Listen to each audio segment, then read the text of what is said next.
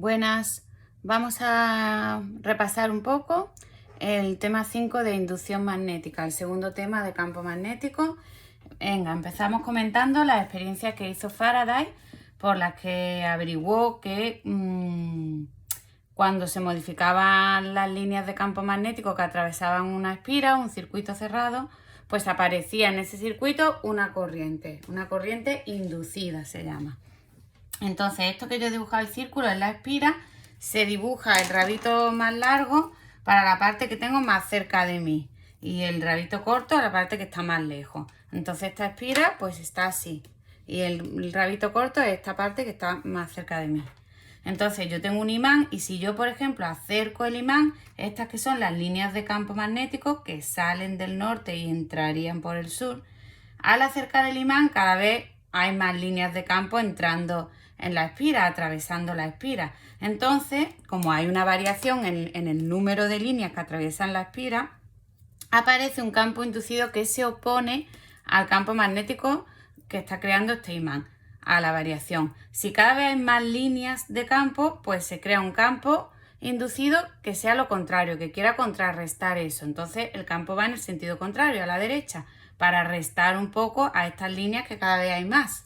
Entonces, con este campo inducido que se crea opuesto a esto, yo pongo el pulgar hacia ese campo inducido y veo hacia dónde va la corriente. Aquí estaría la espira, pues si pongo el pulgar hacia allí, veo que la corriente rodea la espira y si yo la miro desde la izquierda, veo que la corriente iría en sentido de las agujas del reloj, mirándolo desde la izquierda. Es importante que si pongo sentido horario, ponga el ojo desde donde lo miro, porque si lo miro desde este lado, si yo me pongo a este lado, aquí tengo la espira y yo me pongo aquí a mirarlo, las líneas la verían en sentido contrario a la aguja del reloj, ¿vale? Entonces puede ser horario o antihorario dependiendo de donde yo lo mire. Y la corriente iría pues del lado que está más lejano hacia el más cercano, ¿no? Si aquí está la espira, la corriente iría así, porque pongo el campo inducido hacia allí y la corriente iría así. Por el contrario, si este imán se aleja de la espira, cada vez hay menos líneas de campo que atraviesen esa superficie de la espira. Entonces se crea un campo magnético opuesto. Quiere decir que si cada vez hay menos líneas de campo, se crea un campo magnético que haga que haya más líneas de campo.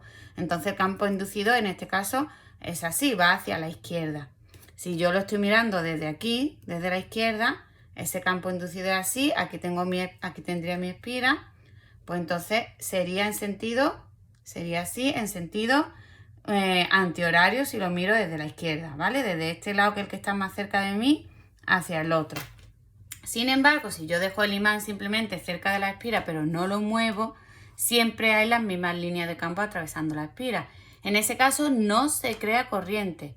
Por la espira no aparece corriente eléctrica porque no varían las líneas de campo. Solo aparece corriente inducida cuando hay variación en el número de líneas de campo magnético que atraviesen la espira, que eso es variación en el flujo de campo magnético, que luego lo vamos a ver. El sentido de la corriente es opuesto a la variación de las líneas de campo. Eso me lo dice la ley de Lenz. Luego la vamos a ver también. Se opone. ¿Por qué? Porque si el campo aumenta, se crea un campo que lo disminuye, entonces la corriente es opuesta. Si el campo está disminuyendo, se crea un campo que lo aumenta y la corriente me la da este campo inducido. Es contrario al otro campo. Y la intensidad de corriente inducida, que se mide en amperios, ¿no? La intensidad puede ser 3 amperios, 5 amperios, pues es mayor cuanto más rápido sea el movimiento del imán. Cuanto más rápido acerco y alejo el imán, más valor numérico tiene esa corriente inducida. Que eso lo he visto yo por ahí en alguna pregunta de selectividad, por eso lo digo. Bueno, pues vamos a ver qué es el flujo magnético. Mira, aquí tengo una espira, la he dibujado con forma rectangular. Y las líneas que he pintado en verde son las líneas de campo magnético que están atravesando esta espira. Pues el flujo que se escribe con este símbolo es el número de líneas de campo magnético que atraviesan la superficie. Si aquí hay 4 líneas de campo, pues el flujo es 4. El número de líneas de campo que atraviesan una superficie. Su fórmula es producto escalar de dos vectores. El vector B, que es la intensidad del campo, por el vector superficie. Y el vector superficie es un vector que siempre es perpendicular a la superficie. No nos liemos. Si esta es mi superficie y el campo la está atravesando así, el campo y la superficie forman 90 grados, pero pero el vector superficie no es la superficie. El vector superficie es perpendicular a la superficie. Entonces el vector superficie y el campo formarían 0 grados.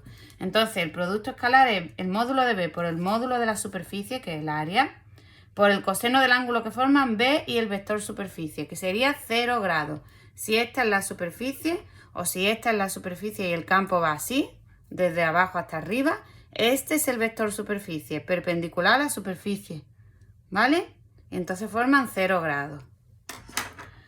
Aquí entonces sería coseno de 0, que es 1, y el flujo sería B por S. Ese valor es el flujo máximo que pueda haber, B por S. Si me piden flujo máximo, el coseno tiene que ser 1. Alfa tendrá que ser 90 grados. 0 grados, perdón. O sea, el campo tiene que ser perpendicular a la superficie. Quiere decir que el ángulo entre el vector superficie y el campo tiene que ser 0 grados. Vale, ese sería el flujo máximo. Si yo la superficie la giro un poco, la pongo así, en vez de en vertical, la pongo así, pues ya a lo mejor las líneas de campo que están así, pues hay menos. Si estuviesen así, irían todas, pero como el campo sigue siendo horizontal y la superficie en vez de estar así, yo la giro, pues ahora hay menos líneas de campo. Este ángulo, aquí hay un ángulo el que sea, el ángulo entre el vector superficie y el campo. Ese alfa es el que yo pondría aquí. Si la superficie la pongo así como el folio y las líneas de campo van hacia la derecha, pues ninguna atraviesa la superficie. El ángulo sería 90, el vector superficie, que es perpendicular a mi espira, y el campo que va hacia allí, pues formarían 90 grados. Y entonces coseno de 90 sería 0 y el flujo sería 0. 0 líneas de campo atraviesan la espira. ¿Vale? Este es el flujo magnético. El flujo magnético nos lo preguntan mucho en los problemas. Y la variación en ese flujo magnético, si varían, las líneas estas que están atravesando, si varían, se crea la corriente inducida, se crea una fuerza electromotriz y una corriente eléctrica a través de ese conductor. ¿Cómo pueden variar las líneas de campo? ¿Cómo puede variar el flujo? Pues de 3 formas. Que varíe B, que varíe S o que varíe este ángulo. La primera forma sería que se modificara el valor de B. ¿Cómo se modifica el valor de B? Pues por ejemplo porque el imán lo acerco y lo alejo. Cuando lo acerco hay cada vez más líneas, cuando lo alejo hay menos, aumenta y disminuye B. O porque en los problemas me digan que B varía con el tiempo. Por ejemplo, B tiene esta fórmula: 0,1 por t más 0,02 por t al cuadrado. Por ejemplo, cuando el tiempo es 0, B vale 0. Cuando el tiempo es 1, sustituyo por 1 la t. Cuando el tiempo es 2, sustituyo por 2 la t. Y B va aumentando con el tiempo. También puede ser que vaya disminuyendo con el tiempo. Otra forma de que disminuya el flujo, pues que la espira, que es esto que yo he puesto aquí, ¿vale? Esto es la espira. Tiene un lado, este, que se mueve.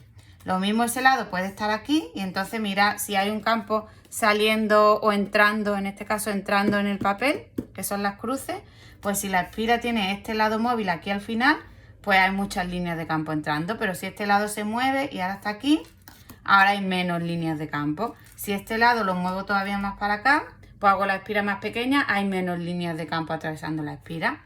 Entonces, si hay menos líneas, pues hay menos flujo, varía el flujo. En ese caso, lo que varía es la superficie de la espira, que se hace más grande o más pequeña. Y el otro caso es que se modifique el ángulo.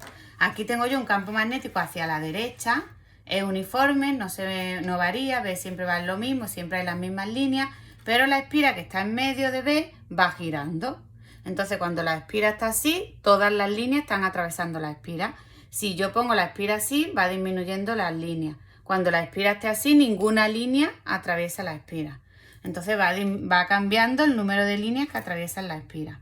En ese caso cambia la fórmula del flujo un poco. Sería B por S por el coseno de WT. W es la velocidad angular que lleva la espira, la velocidad a la que gira la espira. Se mide en radianes, tiene que ir siempre en radianes partido segundo. Y cuando yo con la calculadora calcule este coseno, tiene que estar la calculadora en radianes. Y si muchas veces en vez de darme la velocidad angular, me dan la frecuencia de giro. Me dice que la espira gira a 20 hercios. Entonces me están dando la frecuencia. Acordaros que W es 2pi por F o 2pi partido T. Así que con la frecuencia puedo calcular W. Bueno, pues esto serían las causas en las que puede variar el flujo. Me pueden poner un problema con esta causa, uno con este y uno con este. En los problemas que he puesto de repaso hay uno de cada tipo. Y luego por último vamos a ver la ley de Lenz-Faraday. Entonces, una vez que Faraday hizo esa experiencia, enunció una ley que se llama ley de Faraday o ley de Faraday-Henry, que establece que cuando se introduce un conductor cerrado, una espira, por ejemplo mi calculadora, si tuviese un hilo así alrededor de cobre, un conductor cerrado, pues una espira, un conductor cerrado.